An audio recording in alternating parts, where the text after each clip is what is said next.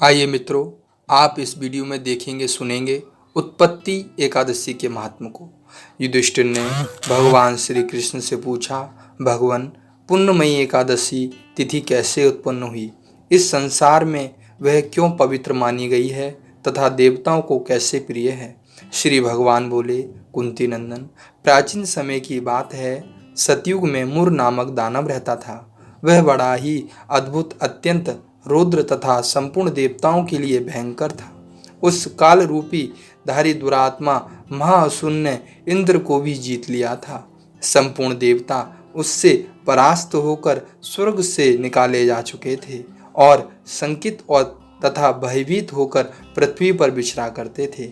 एक दिन सब देवता महादेव जी के पास गए। वहां इंद्र ने भगवान शिव के आगे सारा हाल कह सुनाया।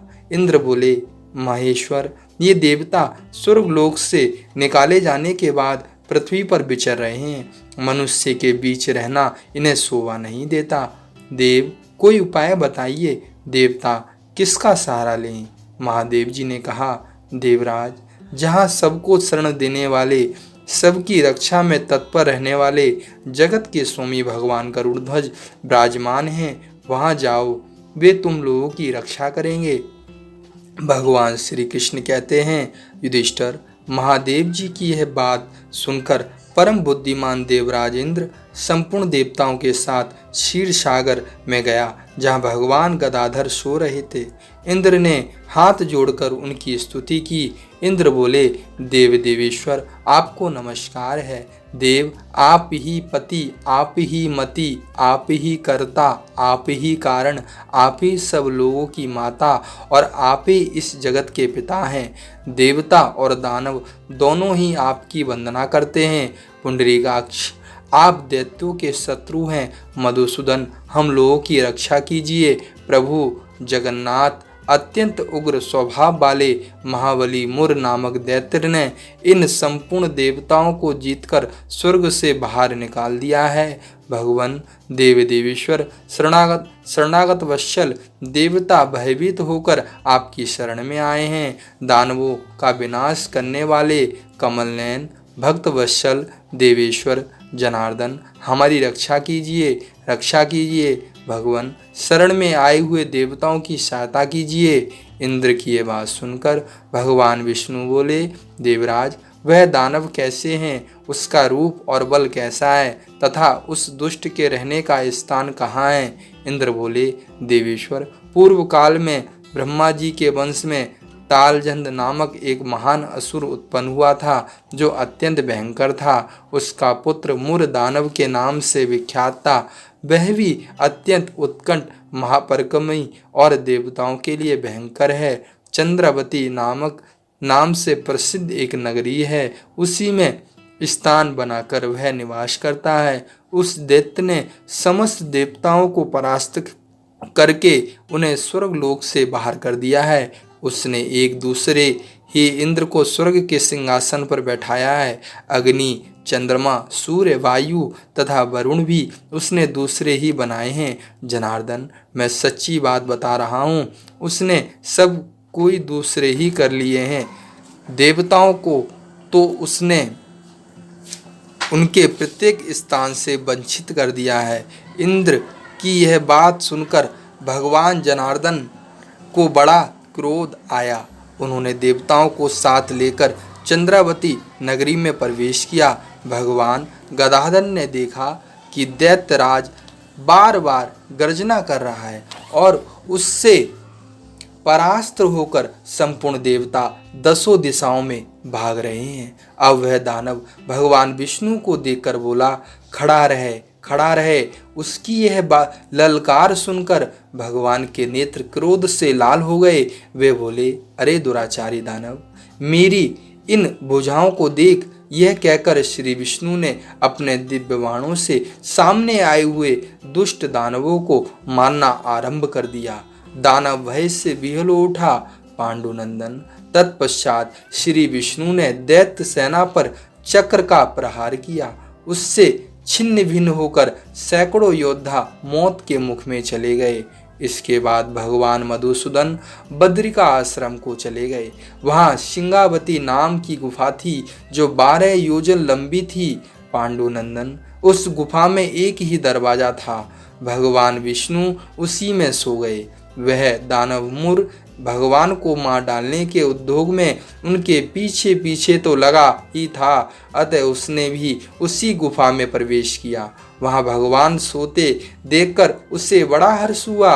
उसने सोचा, ये दानवों को भय देने वाला देवता है, अतः निस्संदेह ही इसे मार डालूंगा। युधिष्ठिर, दानव के इस प्रकार विचार करते ही भगवान विष्णु के शरीर से एक कन्या प्रकट हुई, जो बड़ी ही रूपवती, सौभाग्यशालिनी तथा दिव्य अस्त्र शस्त्रों से सुयोजित थी। वह भगवान के तेज के अंश से उत्पन्न हुई थी। उसका बल और पराक्रम महान था। युधिष्ठिर, दानवराज मुर ने उस कन्या को देखा और कन्या ने युद्ध का विचार करके दानव के साथ युद्ध के लिए याचना की। युद्ध छिड़ गया। कन्या सब प्रकार की युद्ध कला में निपुण थी। वह मुर नामक महान असुर उसके हुंकार मात्र से राख का ढेर हो गया।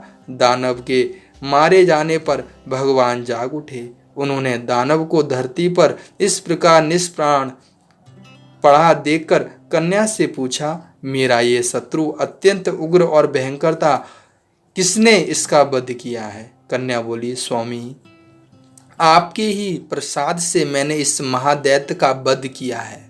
श्री भगवान ने कहा, कल्याणी, तुम्हारे इस कर्म से तीनों लोकों के मुनि और देवता आनंदित हुए हैं, अतः तुम्हारे मन में जैसी इच्छा हो उसके अनुसार मुझसे कोई वर मांग लो।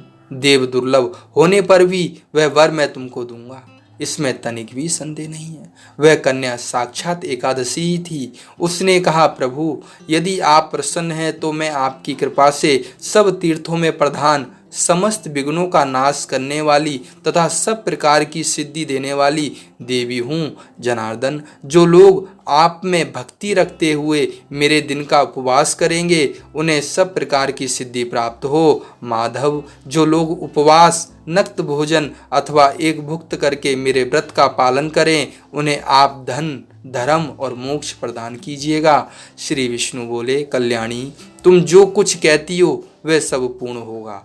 भगवान श्री कृष्ण कहते हैं, युधिष्ठिर, ऐसे वर पाकर महाव्रता एकादशी बहुत प्रसन्न हुई। दोनों पक्षों की एकादशी समान रूप से कल्याण करने वाली है। इसमें शुक्ल और कृष्ण का भेद नहीं करना चाहिए। यदि उदय काल में थोड़ी सी एकादशी, मध्य में पूरी द्वादशी और अंत में किंचित त्रयोदशी हो तो वह त्रिसृपा एकादशी कहलाती है। वह भगवान को बहुत ही प्रिय है। यदि एक त्रिसृपा एकादशी को उपवास कर लिया जाए तो 1000 एकादशी व्रतों का फल प्राप्त होता है तथा इसी प्रकार द्वादशी में पारायण करने पर 1000 गुना फल माना गया है। अष्टमी, एकादशी, षष्ठी, तृतीया और चतुर्दशी यह यदि पूर्ण तिथि से विद्ध हो उनमें व्रत करना चाहिए। परिवर्तनीय तिथि से युक्त होने पर ही इनमें उपवास का विधान है। पहले दिन में और रात में भी एकादशी हो तो दूसरे दिन ही केवल प्रातःकाल एक दंड एकादशी रहें तो पहली तिथि का परित्याग करके दूसरे दिन ही द्वादशी युक्त एकादशी को ही उपवास करना चाहिए। यह विधि मैंने दोनों पक्षों की एकादशी के लिए बताई है। जो मनुष्य एकादशी को उपवास करता है वह बैकुंठ धाम में जाता है, जहाँ साक्षात भगवान गरुड़ध्वज विराजमान रहते हैं। जो मानव हर समय एकादशी के महात्म का पाठ करता है उससे 1000 गोदान के पुण्य का फल प्राप्त होता है। जो दिन या रात में भक्ति पूर्वक इस महात्म का श्रवण करते हैं वे निसंदेह ब्रह्म हत्या आदि पापों से मुक्त हो जाते हैं। एकादशी के समान पाप नाशक व्रत दूसरा कोई नहीं है। श्री कृष्णाय अर्पणाय अस्तु।